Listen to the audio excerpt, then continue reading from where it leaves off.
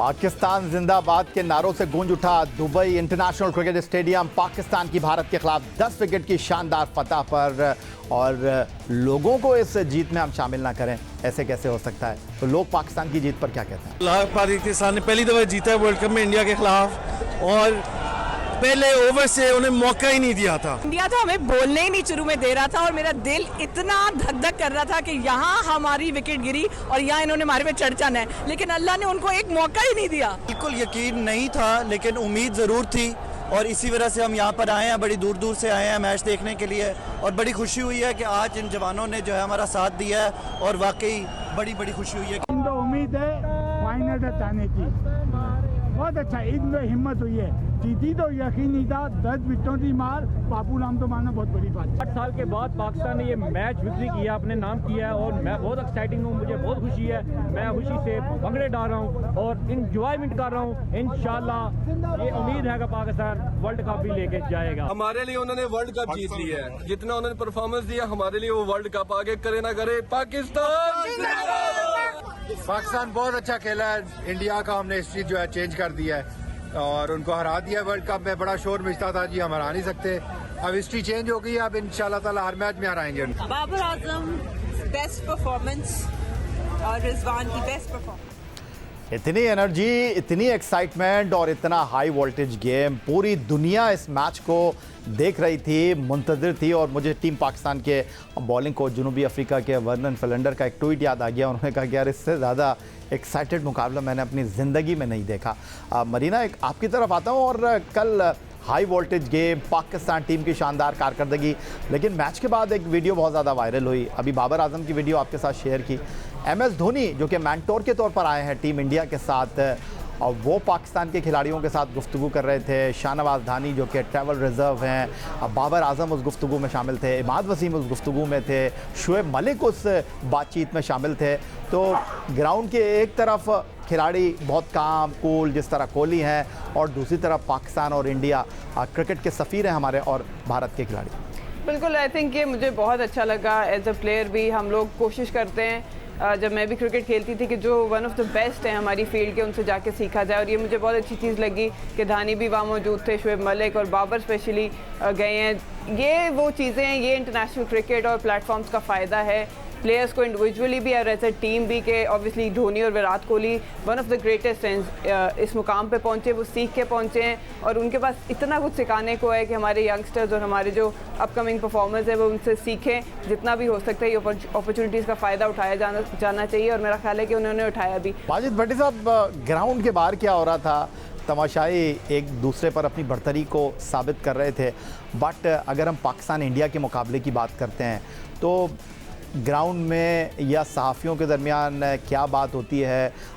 खेल के हवाले से, खेल में 2 टीमें मैदान में उतरती हैं, एक जीतती है, एक हारती है, लेकिन बहरहाल इंटरनेशनल क्रिकेट के लिए ये बहुत बड़ा पैगाम है पाकिस्तान और इंडिया का एक दूसरे के साथ मुकाबला करना। देखिए, कल एक बात ये भी साबित हो गई कि इंडियन हुकूमत ने ये जो क्रिकेट के ऊपर एक पाबंदी लगाई हुई है, ये भी एक बहुत नाइंसाफ़ी वाली बात है कि हालांकि 17,500 लोग अलाउ थे। कोविड की वजह से 30% लोगों को उन्होंने आने की इजाज़त नहीं दी कोरोना SOPs की वजह से। लेकिन पाकिस्तान भारत के दरमियान जितने ज़्यादा मैचेस होंगे, ये माहौल भी रिलैक्स होगा। कल जो टेंस नज़र आए इंडियन प्लेयर्स और कुछ पाकिस्तान के प्लेयर्स जो पहली बार इंडिया के ख़िलाफ़ खेल रहे थे, वो थोड़े से टेंस इसलिए नज़र आए कि ये मैचेस 2019 के बाद, अब आप देखें 2021 में दोनों टीमों के मैचेस हो रहे हैं। तो मेरे ख्याल में 2007 में आखिरी बार बायलैटरल सीरीज़ इंडिया में हुई थी, फिर 2012-13 में एक छोटी सी T20 वनडे की सीरीज़ फिर इंडिया में हुई। उसके बाद से बायलैटरल सीरीज़ पाकिस्तान इंडिया की हुई नहीं। तो दोनों के दरमियान मैचेस होने चाहिए। देखें, सियासत, लड़ाई झगड़े ये आपस में चलते रहते हैं, लेकिन माजी में अगर हम 2004, 5, 6 जब पाकिस्तान इंडिया के दरमियान बाकायदगी से मैचेस हो रहे थे, तो इस क्रिकेट ने ही दोनों मुल्कों के दरमियान ब्रिज का रोल प्ले किया। ज़ियाउल हक साहब 87 में जयपुर गए, उसको क्रिकेट डिप्लोमेसी का नाम दिया गया। फिर इंडियन टीम पाकिस्तान कई बार आई।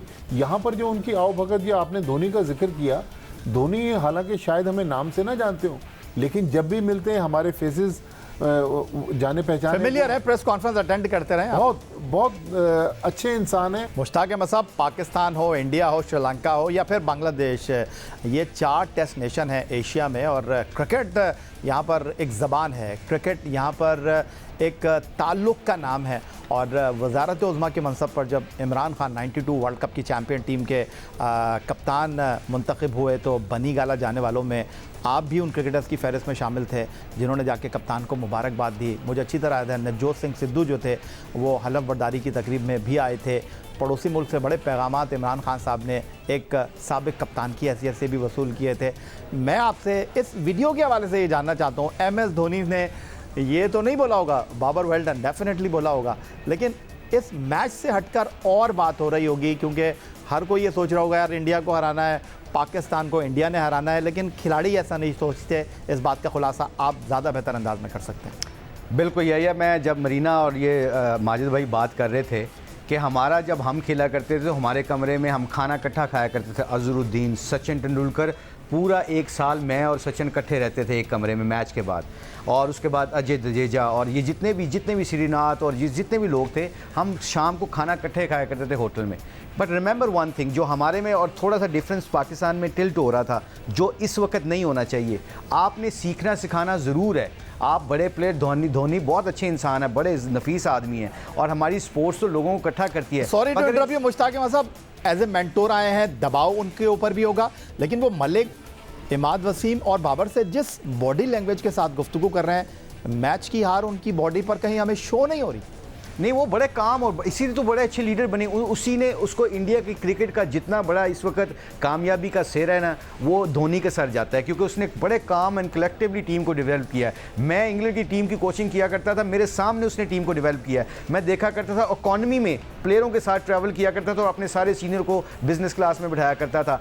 उसने क्या किया, पहले हरभजन को बाहर किया, फिर अश्विन को लेके आया, स्लोली फिर गंगोली को बाहर किया, फिर उसको खब्बा जो सुरेश रैना उसको लेके आया। ये इसने टीम मेरे आंखों के सामने डेवलप किया और बड़े स्मार्टली डेवलप किया है। ही इज़ अ गुड काम लीडर, इसको पता होता है कि मैं क्या करना। मगर यह जो असल इंपॉर्टेंट बात है ना, वो याद रखिएगा, आप अपनी एनिमीज़ को रिस्पेक्ट दें, अपने माइंडसेट उनके साथ उनको अपना सोशलाइज ज़रूर करें। पर याद रखें, जब मैं जडेजा, सचिन तेंदुलकर, अजहरुद्दीन जब हमें ग्राउंड में मिलते थे ना, तो हम अपनी आंखें माथे पे रख लेते थे कि no, today is my day, not your day. ये बड़ा मैसेज क्लियर जाना है। मैं शेन वॉर्न के साथ बॉलिंग की बात किया करता था जब ऑस्ट्रेलिया में उनके साथ मैच होता था। But the end of the day क्या था, मुझे पता था कि मैंने पाकिस्तान की तरफ से विकेटें लूँगा तो हम टेस्ट मैच जीतेंगे या वनडे जीतेंगे। ठीक है, हम बॉलिंग को अपने शेयर कर लेते हैं, अपनी टैक्टिकल चीज़ें एक दूसरे से शेयर कर लेते हैं, मगर ग्राउंड के अंदर आपने बिल्कुल प्रोफेशनली एक्ट करना होता है।